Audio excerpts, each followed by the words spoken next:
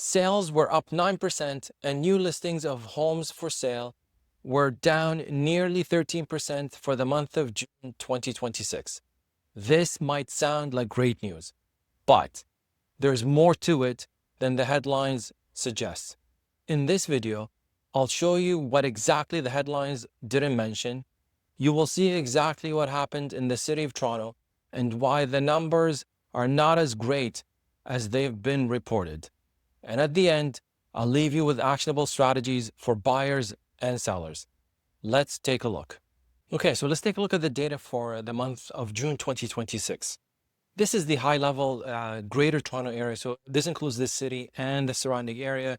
And you can see this is the number that's reported in the headlines, 9.4% increase in sales compared to June of 2025. Again, this sounds good on paper, but there's more to it. New listings were down 13%, and then active listings, so whatever's on the market, is down 13.5%. However, as you can see, the average price went down by 4%, and the listings days on market is taking longer. So June 2025, it took 26 days. Now, in June 2026, it took 29 days to sell. However, the property days on market, so this is the overall total listing, including the number of times it gets terminated, relisted, that number has been steady at 42 days. This chart is a 10-year average of sales activities for the month of June. So I like to take a look at the 10-year because that gives me a good overview of market conditions. And you can see that it's almost a tale of two stories. From 2016 to 2021, where interest rates were almost zero, you can see there were a lot of sales on the month of June for those 5 years from 2016 to 2021. Once interest rates went up in 2022, you can see from that point onwards, the sales figures have dropped and they've been hovering, around that 6,000 and change, with the exception of 2023, where it went into the 7,400.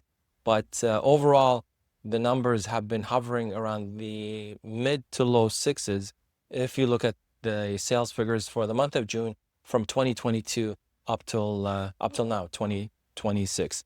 Now, that's the GTA. So this is the whole Greater Toronto area. And again, it's good to focus locally because real estate is micro. Toronto, June 2026 compared to June 2025, you can see the figures there.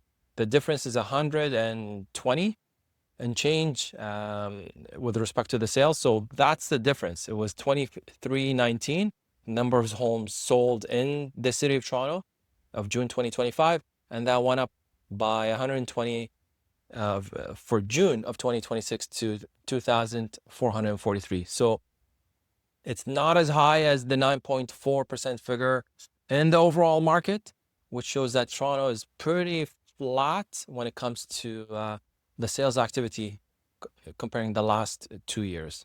Now, if we take a look at the city of Toronto specifically, where I break down the three segments of detached, semi-detached, and condos, apartments, I skipped over the townhome. You can see for the detached, there were 3.6 months of inventory, which means 27 out of 100 homes, detached homes, sold in the city of Toronto. The average price is just under 1.65, and the median of 1.26 approximately. You can see the sales went up by 0.4% compared to June of 2025. So to me, that's flat, pretty much the same sales activity between 2025 and 2026. When we move to the semi-detached, you'll see the months of inventory is 2.08. And again, there's a lot less semi-detached properties in the city of Toronto, less inventory. And that's the sweet spot for people moving from condos to detached, is the semi-detached in the city, in the 416. The average in June was 1.265 with a median of 1.17, and sales actually dropped by 3.2% of June 2026 compared to June 2025 for semi-detached properties in the 416.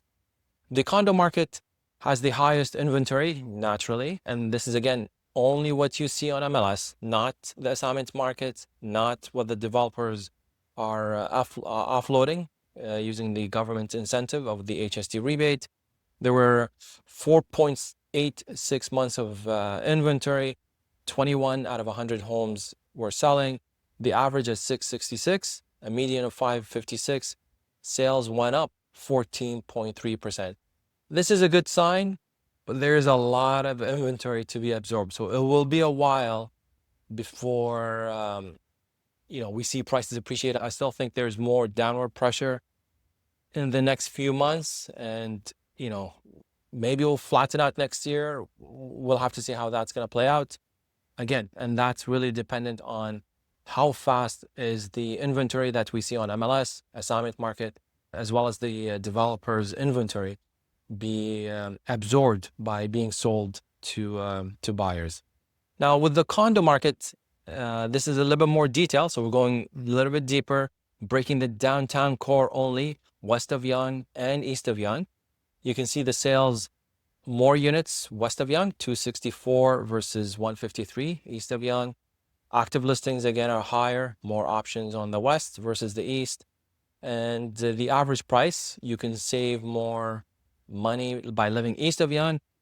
So into Distillery, Canary District, Regent Park, Corktown, you're looking at $612 versus $760,000 average between the two sections, east and west of Yonge. The sales to lists ratio, pretty much similar, 97, 98%. And keep in mind, this is 97 or 98% of the last listed price. So again, if they start at 700 and adjust to 680, adjust to 670, adjust to 650, and then it ends up selling, that ratio is to the last listing price. And it's taking about just over a month, 37, 36 days for the downtown condos to be sold in the city of Toronto. Here are actionable strategies for your next move. Knowing the numbers is one thing, but knowing how to use them to your advantage is what exactly saves you money and stress. Here's how you can practically apply all this data right now. For buyers, target the condo market for value. With nearly 5 months of inventory, you have options. Do not rush into the first unit you see. Look for motivated sellers. Focus on buildings with strong reserve funds, and do not be afraid to negotiate on price or include conditions that protect you. And remember, there are 3 condo markets: what you see on the MLS, the assignment market, and the newly completed condo units the developers are trying to offload using the HST incentive provided by the federal and provincial government. On the flip side, if you are shopping for a semi-detached home, keep your financing pre-approvals locked in and ready to go, because almost half of these homes are selling quickly. You need to be agile and ready to make a quick move if you see the right property. For sellers, price according to your segment. If you're selling a detached home or a condo, you can't price based on where the market was a month or 2 months ago. You're competing with plenty of other listings. Pricing accurately from day one is what prevents your property from sitting on the market and chasing the market down. If you own a semi-detached property, you are in a great position. Focus heavily on presentation, staging, and marketing to make your home stand out to the largest pool of potential buyers, fighting over limited inventory. The Toronto real estate market cannot be painted with a single brush.